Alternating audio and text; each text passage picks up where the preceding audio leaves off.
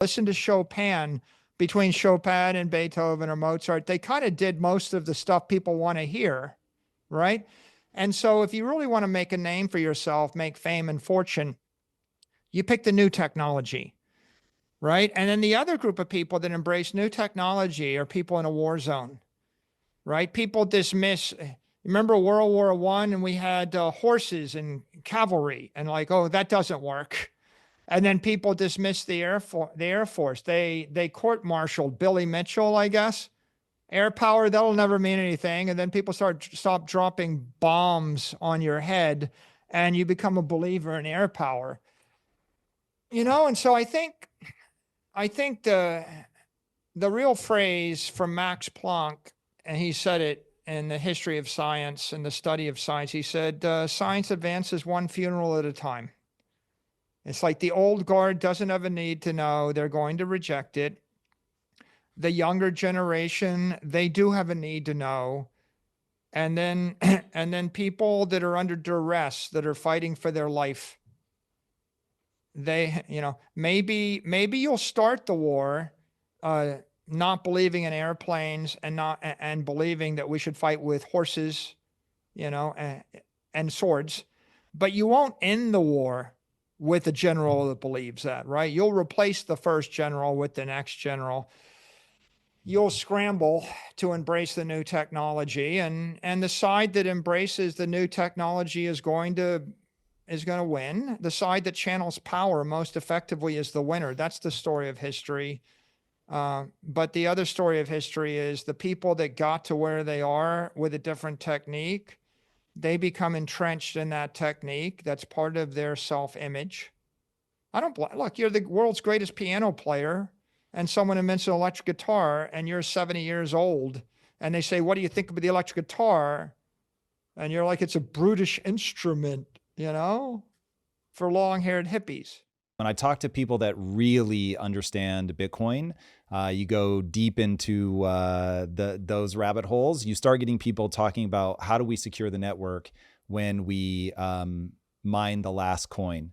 So what's your take on that? How are we going to secure it? Well, the network reward is a function of the block rewards of the miners, and they will continue between now and the year 2140. And the transaction fees. And the transaction fee economy is an open free market economy. If you want your transaction to be processed in the next 10 minutes, you have to be the high bidder. And there's only 5,000 slots.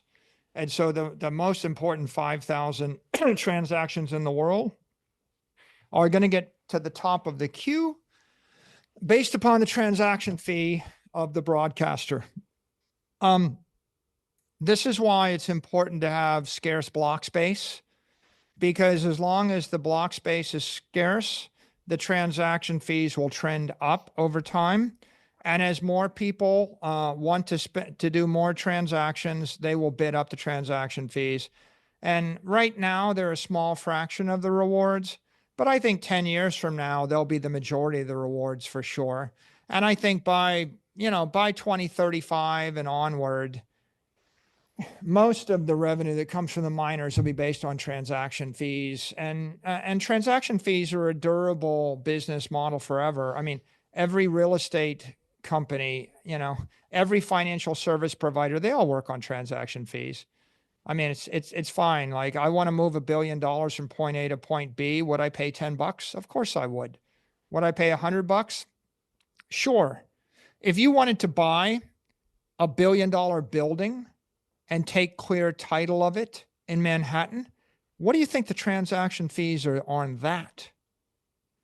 Right? I mean, you could spend $1 million to move $1 billion. You could easily spend 10 basis points. How about the last time you sold your house?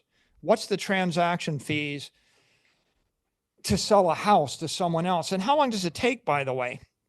Right. So when you think about it that way, like, if I could sell my house in 30 days and it was $1 million house, would I pay 1%, 2%, 3%, 4% interest or in fees? Yeah, I would. If I paid 1% fees, I think that's cheap. Well, 1% fees on $1 million transfer of Bitcoin, right? That's going to support the network. So the beauty is, I don't think the transaction, I think Bitcoin's always going to be 100 times to 1,000 times more efficient to transact in than other instruments. But I do think there will be transaction fees. I think the fees will support the mining network. And the mining will continue forever because there's always going to be stranded energy and there's always going to be stranded capital. And so if you're sitting at the edge of the grid and you have a dam in the Himalayas, well, you're going to want to run Bitcoin mining with the dam in the Himalayas because that's the highest bidder for your electricity. You're saying that'll get us to the end of the blocks themselves, but No, when I'm I saying think that'll go on about, forever. I mean, the transaction fees will go on for 1,000,000 years. I see. You're saying that there will always be somebody willing to do the work for the securing of the network based on that's the highest bidder for the electricity. There are no block rewards for selling houses. Why is there a real estate industry? They're all based on transaction fees. Why do Yeah, banks I'm give just you thinking, mortgages? Because of transaction fees.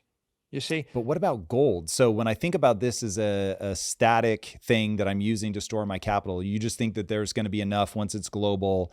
There's going to be enough reason for enough people to be selling their long-term capital assets at any one time that we're still going to have a constant desire to have those 5,000 blocks filled.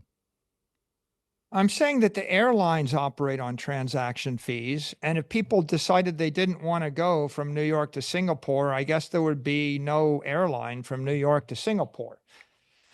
And I'm saying that if I have $1 billion of capital and a bank in Singapore wants to borrow that capital, or they want to lend me $1 billion of capital, I will be happy to pay a transaction fee to move it from their bank to my hands. I'm saying, why do Visa and MasterCard work? They charge transaction fees. They So what I'm do, but saying these are is high velocity things. everything in the finance industry runs on transaction fees. So what I'm hearing you saying is that you don't have a concern on that because ultimately you think there's going to be enough velocity of transactions that transaction fees are going to handle it. And anybody that's paranoid that there won't be enough movement, they're just incorrect. Of course, it seems obvious. It's like saying, well, how about every other service on earth? They all run on transaction fees, right? So what's the most important service you could offer, right? The service of moving money. I mean, everybody pays fees to move money. It's a massive business, right? Visa, MasterCard, the worldwide banking establishment, it's all based on fees, all of it. So yeah, I mean, I think when you get to the point where you have trillions and trillions of dollars of capital, then people are going to pay a fee to do the transaction. We do it now. When I buy Bitcoin, I have to pay a fee to receive the Bitcoin. Then I have to pay another fee to move it in cold storage. If I ever want to sell it, or if I ever want to pledge it, or if I ever, want to do anything with it, I have to pay a fee to move it on the blockchain. So transaction fees are going to continue, right? All People are right. going What to about trade quantum property. computing? You mentioned that earlier.